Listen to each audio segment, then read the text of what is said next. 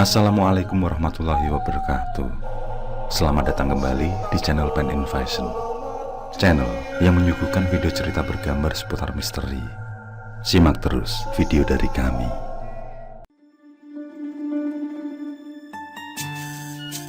Langit yang terlihat di sela-sela rimbunnya dedaunan mulai nampak gelap, meskipun sebenarnya hari belum sore benar. Warna yang semula biru cerah itu perlahan tertutup oleh awan yang semakin lama semakin berwarna gelap pekat.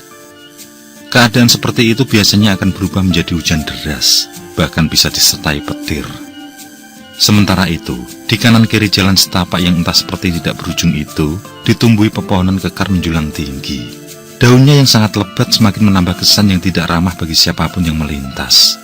Apalagi mendung yang menggelayut itu juga disertai tiupan angin yang mulai kencang deru-menderu. Gesekan dedaunan itu terdengar bagikan lantunan riuh rendah yang bergemerisik, membuat miris siapapun yang melintas. Jalan setapak dengan lebar tidak lebih dari 3 meter itu sangat sepi. Bahkan seekor kadal pun seperti enggan untuk melintas. Jangankan rumah penduduk, sekedar gubuk di pinggir jalan pun tidak ada. Sejauh mata memandang, hanya terlihat pepohonan besar tumbuh di sana, menyebabkan jalan setapak itu hanya bagikan sebuah galengan kecil di antara sawah yang sangat luas.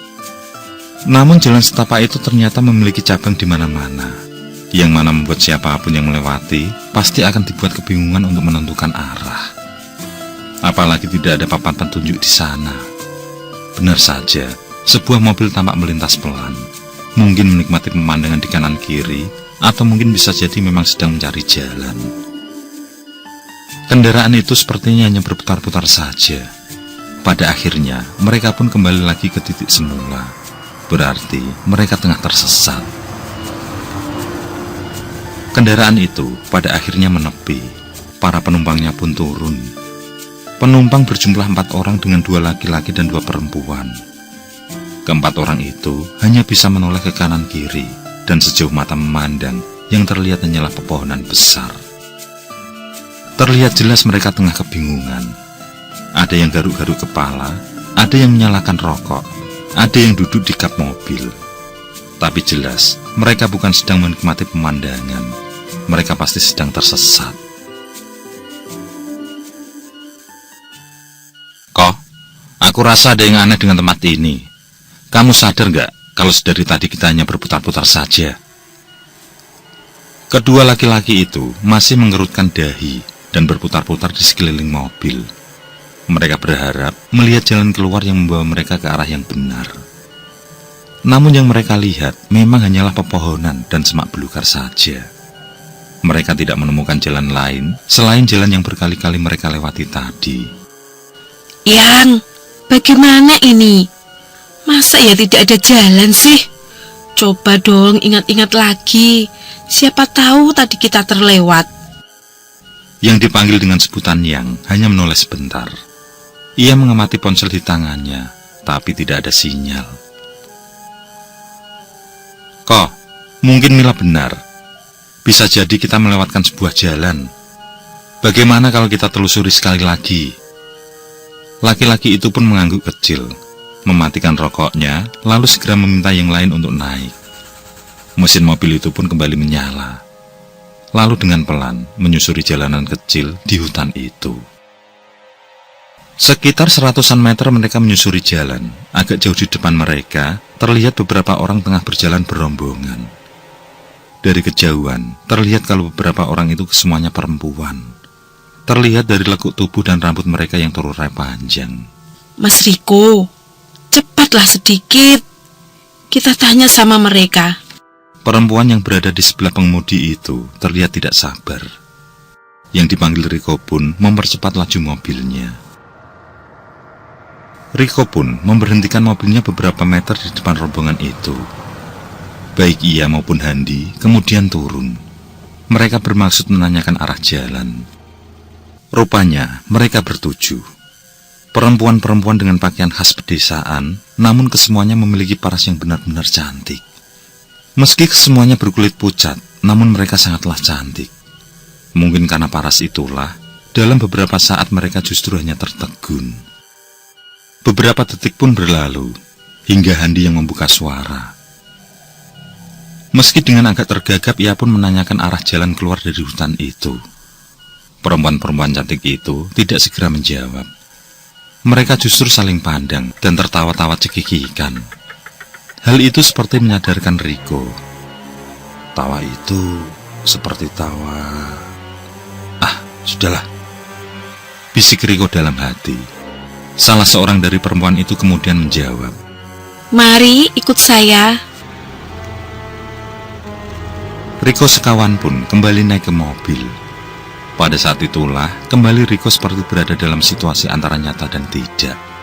Ia merasa kalau ketujuh perempuan itu bukan lagi sedang berjalan, namun mereka seperti sedang terbang. Namun apa yang Riko lihat sangat jauh berbeda dengan apa yang istrinya, Devi, dan Mila pasangan tunangannya Handi lihat.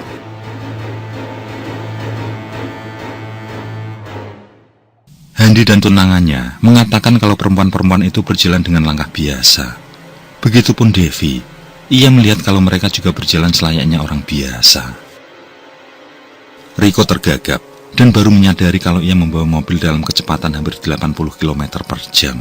Namun perempuan-perempuan itu masih terlihat berada di depan mobil yang ia kendarai. Dan perjalanan dengan kecepatan hampir 80 km per jam tentulah sudah membawa mereka jauh dari titik awal bertemu para perempuan itu. Perempuan-perempuan itu tiba-tiba menghentikan langkah. Dengan terpaksa pula, Riko menginjak pedal rem dalam-dalam. Riko dan yang lain saling berpandangan. Mereka belum yakin sudah berada di jalur yang benar karena ketika mobil berhenti, di kanan kiri mereka masih terlihat hutan yang sama. Handi dan Milalah yang mula-mula turun. Pada saat itulah, lutut keduanya seperti lemas kehilangan tulang. Bagaimana tidak, tempat di mana mereka berdiri itu tidak lain adalah tempat di mana mereka berhenti tadi. Mereka kembali ke titik awal. Handi dan Mila menunjuk-nunjuk sebuah pohon beringin yang sangat besar di seberang mereka. Pohon itulah yang mereka kenali dan itu sungguh sangat jauh di luar nalar. Namun kenyataannya, mereka kembali berada di tempat itu. Begitupun Riko dan istrinya. Mereka pun sama-sama merasakan keanehan itu. Di manakah sebenarnya mereka? Pertanyaan itu timbul di alam pikiran masing-masing. Dalam perasaan tidak karuan, tiba-tiba saja muncul seorang pria parubaya berusia sekitar 50-an tahun. Pria itu tertawa renyah, disusul dari bibirnya tersungging satu sikap keramahan. Pria parubaya dengan kumis tipis berwibawa itu memandangi Riko sekawan. Setelah itu, si pria parubaya tertawa terbahak. Meski sikap itu aneh, toh Riko dan yang lain serasa keluh untuk sekedar bertanya. Kalian sedang tersesat, tapi tidak perlu panik. Dan berhubung kalian sudah berada di wilayah kami, maka izinkan kami untuk menyambut kalian berempat sebagai tamu istimewa kami. Mari, ikut saya. Ucap pria parubaya itu, dan tanpa membuang waktu, telah melangkahkan kaki. Di belakangnya, ketujuh perempuan cantik itu mengikuti, sedangkan Riko sekawan, bagi kawanan bebek yang digiring pulang ke kandang, mereka tampak manut saja mengikuti rombongan di depan mereka. Dalam perjalanan itu, nampak oleh Riko sekawan satu pemandangan yang sangat elok. Mereka melihat pegunungan yang sepertinya hanya tinggal beberapa langkah saja sampai. Mereka juga melihat air terjun di beberapa tempat. Apalagi sawah menguning yang terbentang luas. Melihat pemandangan yang indah di mata itu, secara perlahan mereka berempat seperti hilang kesadaran, dan mereka pun lupa dengan apa yang sedang terjadi.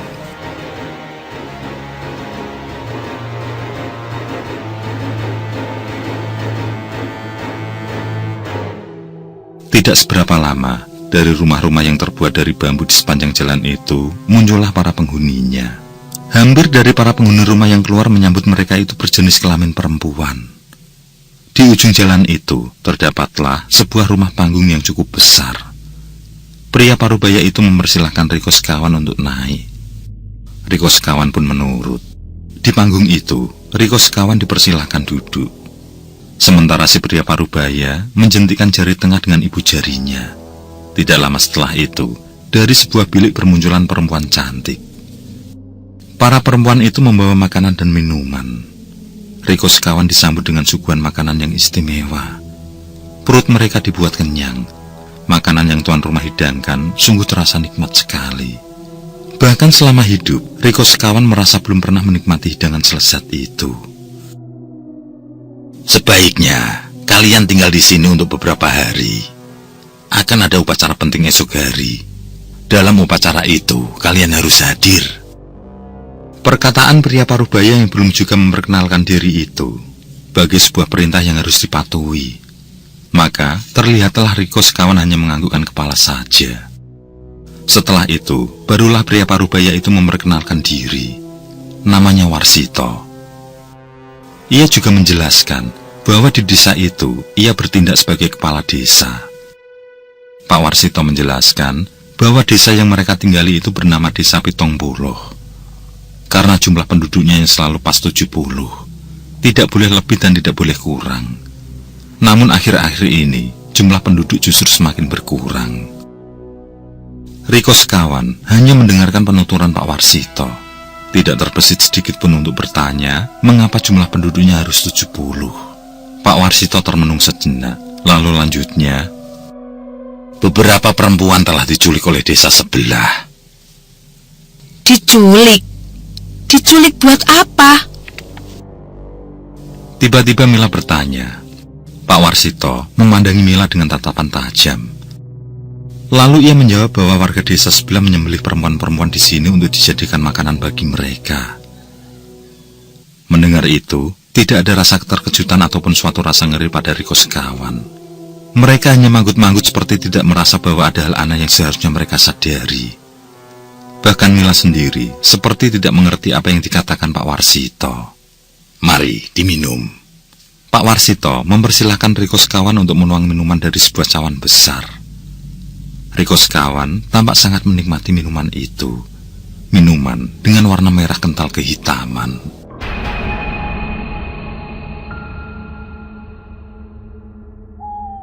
Entah sudah berapa lama Riko sekawan tertidur pulas. Devila yang pertama bangun. Ia mendengar suara ramai sorak-sorai di luar gubuk tempat ia dan suaminya menginap. Ia dan Riko memang diberikan sebuah gubuk untuk menginap. Sedangkan Hanti dan Mila berada di gubuk sebelahnya. Gemuruh sorak-sorai itu pun membangunkan Riko. Keduanya lantas saling pandang. Bergegas, keduanya segera mengintip dari balik anyaman yang sedikit berlubang. Suasana di luar hanya tampak remang-remang saja. Riko hendak mengetahui pukul berapa saat itu, namun ia terbelalak karena jam tangannya tidak lagi melingkar di tangan.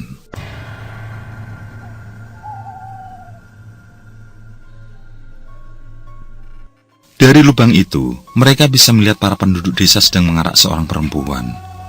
Di belakang mereka, ramai para penduduk membawa bahan-bahan makanan. Ada yang menyugi sayuran, ada yang membawa ketela pohon, ada yang membawa ikan segar.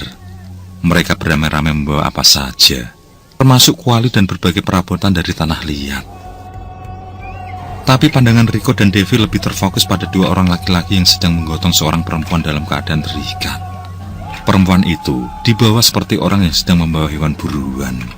Perempuan yang tampak masih muda dan cantik itu terus meronta-ronta. Ia menjerit sekeras-kerasnya. Sepertinya perempuan itu tahu akan bahaya yang sebentar lagi menimpanya. Namun sekuat apapun ia meronta, ikatan itu memang benar-benar kuat sehingga percuma baginya mencoba melepaskan diri. Belum tahu apa yang sedang terjadi, baik Riko maupun Devi mendengar suara ketukan. Segera Riko membuka pintu gubuknya. Rupanya di luar Hanti dan Mila sudah ikut membaur bersama para penduduk desa. Terlihat juga kepala desa, Pak Warsito, tersenyum lalu melambaikan tangan, tanda meminta Riko dan Devi untuk ikut bergabung. Perjalanan itu menuju ke sebuah area berupa lapangan. Kesibukan seketika dimulai sesaat setelah mereka tiba di tanah lapang itu. Mereka tampak sedang mengadakan pesta besar-besaran. Riko sekawan tidak tahu harus berbuat apa. Berempat hanya memandangi aktivitas yang sedang berlangsung. Mereka bahkan juga tidak tahu apa yang dilakukan para penduduk itu. Dalam suasana tidak jelas siang ataukah malam itu, tiba-tiba terdengar suara lantang seorang laki-laki. Mereka yang sedang beraktivitas pun menghentikan pekerjaan mereka. Semua mendengarkan apa yang akan disampaikan kepala desa mereka dengan penuh perhatian. Saudara-saudaraku, hari ini kita mengadakan pesta karena kebahagiaan tengah menaungi desa kita. Pertama, Raka dan Siwis benar lagi akan memiliki jabang bayi. Dan aku bisa melihat kalau jabang bayi yang akan dilahirkan adalah bocah laki-laki. Itu berarti tidak lama lagi kekuatan desa ini akan bertambah.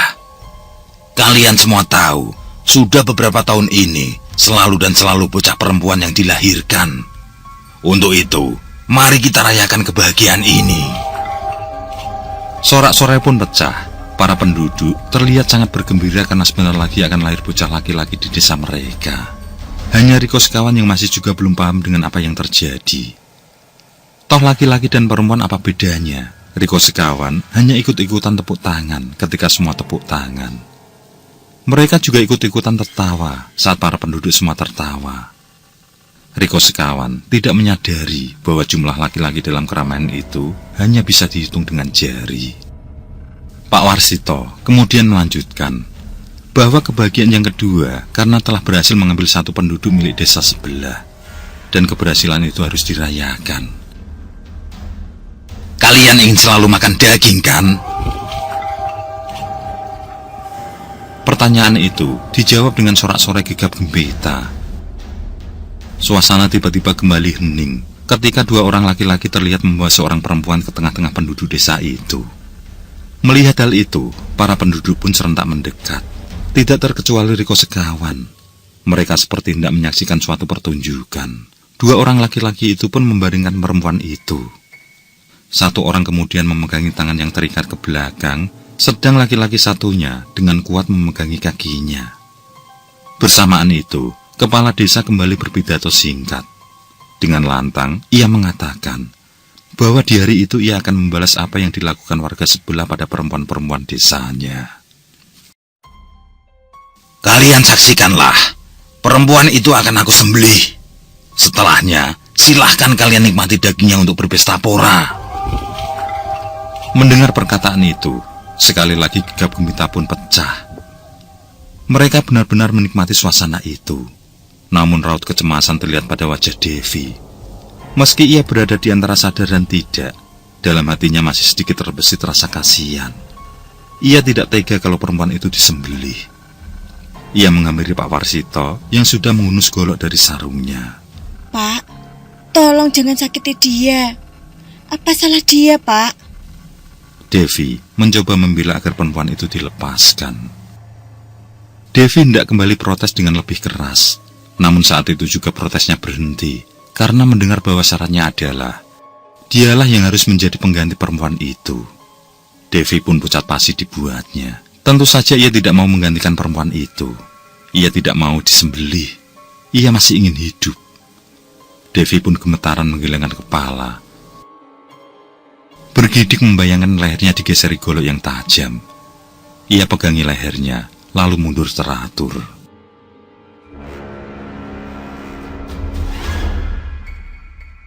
Pak Warsito dengan tenang mendekati perempuan yang terikat kuat itu. Sejenak, ia bela-bela rambut si perempuan yang panjang. Ia juga menyibak beberapa helai rambut yang melintang di leher si perempuan. Perempuan itu meski tetap meronta, namun rupanya pasrah adalah jalan terbaik baginya. Perempuan itu hanya bisa memejamkan mata ketika Pak Warsito mendongakkan lehernya. Air matanya mulai mengalir. Si perempuan merasakan benda dingin telah menempel di lehernya. Para penduduk menyaksikan itu tanpa sedikit pun mengeluarkan suara. Semua tegang menyaksikan upacara itu. Mulut Pak Warsito terlihat bergerak-gerak seperti merapal sesuatu. Lalu setelah itu dengan tekanan kuat, golok tajam itu pun digeserkan pada si leher perempuan.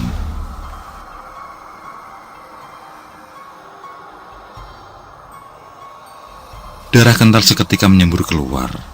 Perempuan itu mengeluh pelan, mengejat-ejat seperti kambing kurban.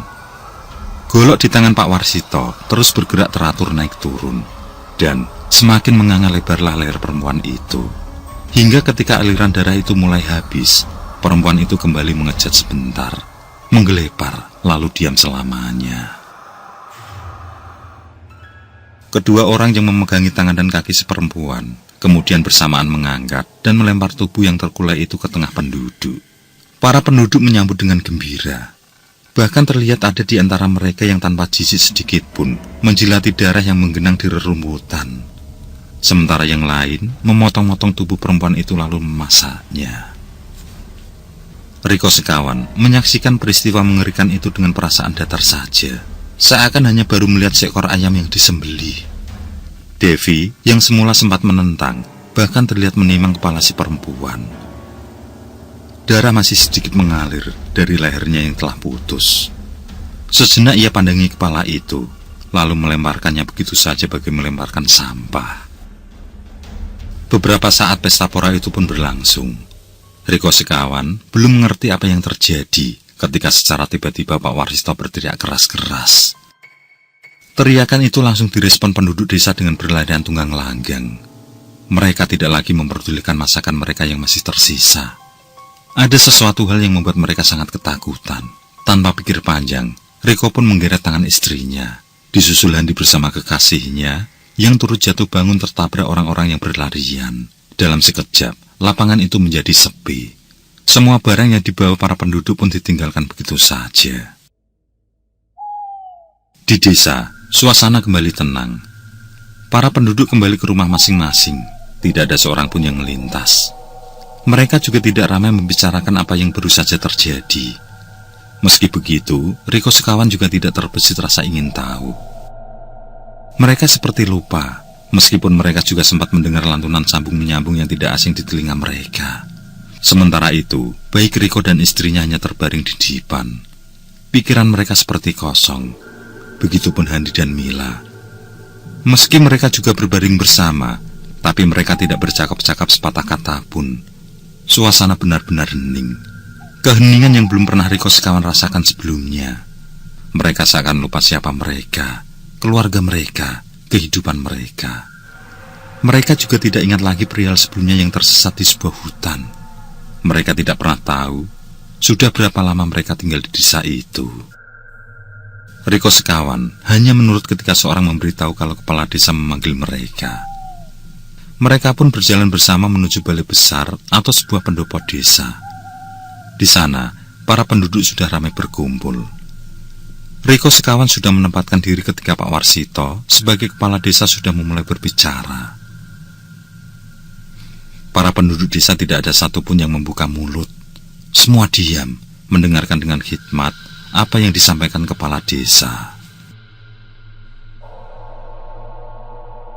Saudara-saudaraku sekalian yang sangat saya cintai, hari ini merupakan hari bahagia buat kita semua. Karena apa? Jumlah penduduk kita yang semulanya berjumlah 66, kini genap menjadi 70. Karena kita kedatangan 4 orang. Dan kebahagiaan itu semakin bertambah, karena hari ini Siwi telah melahirkan 2 bocah bayi sekaligus. Pak Warsito menyampaikan berita itu dengan wajah yang berseri-seri. Jelas sekali kebahagiaan terpahat dari bibir yang menyungking senyum itu. Pak Warsito kembali melanjutkan bahwa di balik berita baik itu juga terselip berita buruk bagi mereka. Sebagaimana tradisi, jumlah penduduknya harus genap 70. Tidak boleh kurang, tidak boleh lebih. Kalau sampai melanggar, maka desa mereka akan hancur. Akan datang bencana besar yang melanda desa. Untuk itu, sebagaimana tradisi yang telah turun-temurun, karena jumlah penduduk kelebihan 2 orang, maka agar kembali genap, haruslah mengundi siapa yang harus disembelih, agar jumlah warga tetap genap. Mendengar itu, tiba-tiba saja para penduduk itu bertangisan. Mereka seakan berada dalam sebuah pilihan yang sangat tidak menyenangkan. Mereka tidak ingin menjadi orang yang terpilih untuk dilenyapkan. Lain hal dengan Pak Warsito yang tampak tersenyum ketika melihat para warganya bersedih. Seakan kesedihan warganya adalah kebahagiaan baginya. Tapi dugaan itu ternyata salah. Pak Warsito bertepuk tangan beberapa kali sebagai tanda agar para penduduk kembali mendengarkan apa yang akan ia sampaikan. Untuk kali ini memberitahu bahwa semua warga tidak perlu bersedih. Semua penduduk asli Pitung Puluh ia pastikan aman. Tidak ada satupun dari warga yang akan dikorbankan. Itu karena ada pendatang yang saat ini berada di antara mereka. Bersamaan dari akhir kata Pak Warsito, Semua pandang mata yang berada di dalam pendopo itu pun tertuju pada Riko Sekawan.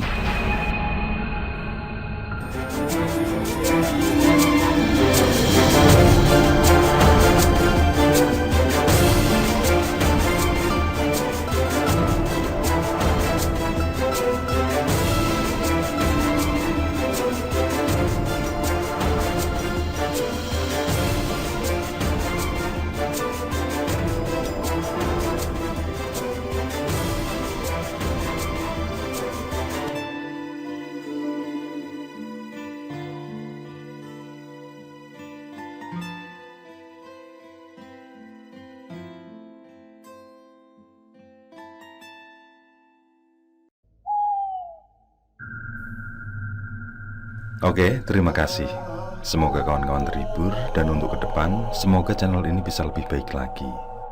Akhirul kalam, wassalamualaikum warahmatullahi wabarakatuh. Sesandingan hormat kali